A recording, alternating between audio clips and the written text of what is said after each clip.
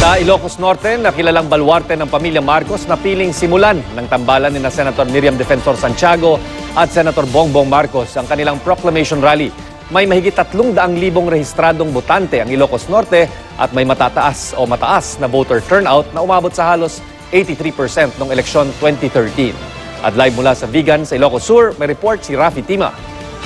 Rafi. Baluarte nga ng Vice Presidential Candidate Chino sinimulan ng Santiago Marcos Tandem yung kanilang kampanya bilang pagpapahalaga umano sa tinaguriang Solid North. Gayunpaman, pagsasanib puwersa umano ng Timog at Kanluran yung tambalang Santiago at Marcos, bagamat sa pagsisimula ng kampanya kanina ay halatang tipid yung galaw ni Senador Santiago. Lula ng isang pribadong eroplano, sabay dumating ng lawag sina Presidential Candidate Senador Miriam Defensor Santiago at Vice Presidente nitong si Senador Bongbong Marcos. Pero sa motorcade, si Marcos na lang ang bumati sa mga taong nag-abang sa kalsada. Dumaan din ang motorcade sa Kapitolyo ng Ilocos Norte, sa simbahan ng Batak kung saan binasbasan ng pari ang pamilya Marcos. Dito nakabang ang inang si Ilocos Representative Imelda Marcos na kagagaling lang daw sa operasyon sa tuhod. Sa mismong proklamasyon na uli nagpakita si Santiago kung saan ginawaran siya ng tradisyonal na pagsalubong ng mga Ilocano.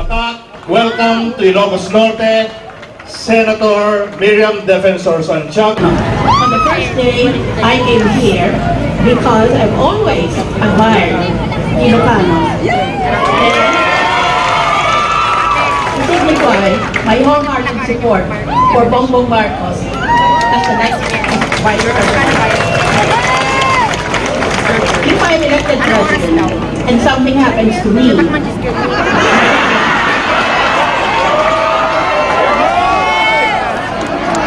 want somebody young and idealistic, as you have witnessed, to take over the reins of government.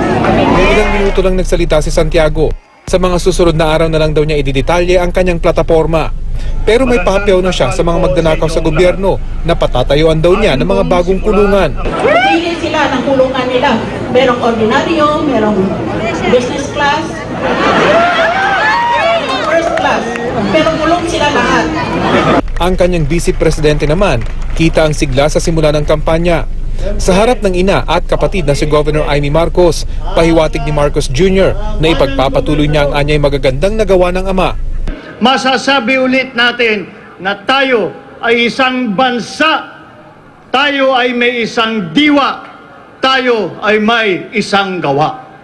Sabi ulit ni Marcos, sa mga taong nagawa niya ng kasalanan lang siya hihingi ng tawad. Tugon niya ito sa mga nagsasabing dapat humingi siya ng tawad sa mga biktima ng martial law sa ilalim ng pamumuno ng kanyang ama. Nirerespeto din daw niya ang mga grupong nangangampanya laban sa kanyang pangalan. Ang mahalaga raw ngayon ay ang suporta ng mga taong hindi iniwan ang kanilang pamilya.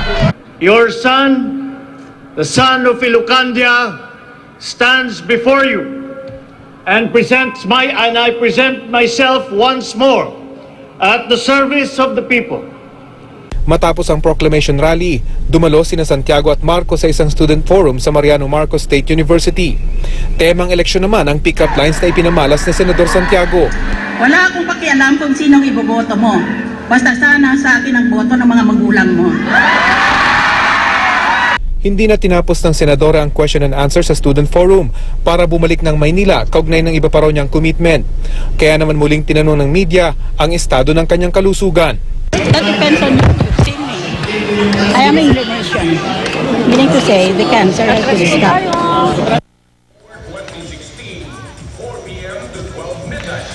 Ngayong gabi, Chino, itawid na probinsya naman si Senador Marcos dito sa Ilocos Sur. Kausap ang iba't ibang grupo dito sa Vigan sa isang forum kasama ang mga lokal na opisyal ng probinsya. Chino? Rafi, bago pa man magsimula yung official campaign season ay marami ng katanungan patungkol dito sa kalusugan ni Senador Miriam Defensor Santiago.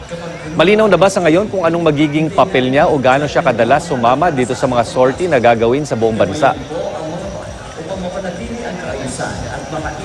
Well, Chino, hindi pa dinidetalye ng kampo ni Senador Miriam Defensor Santiago yung kanilang plano sa kampanya. Bagamat nauna nung sinabi ng senadora na dadaanin niya sa social media yung kanyang kampanya para sa pagkapangulo. Kanina sa kanyang maikling talumpati sa proclamation rally sa Batak, Ilocos Norte, nabanggit niyang babalik-balik siya dito.